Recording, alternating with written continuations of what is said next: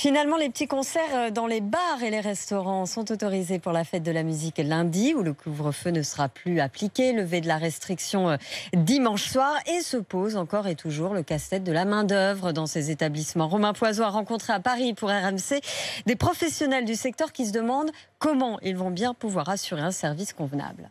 Le patron du bar, Paul Chanteleur, prévient sa salariée. Il va falloir qu'on modifie les plannings, ce qui est toujours un peu délicat et compliqué à faire à la dernière minute.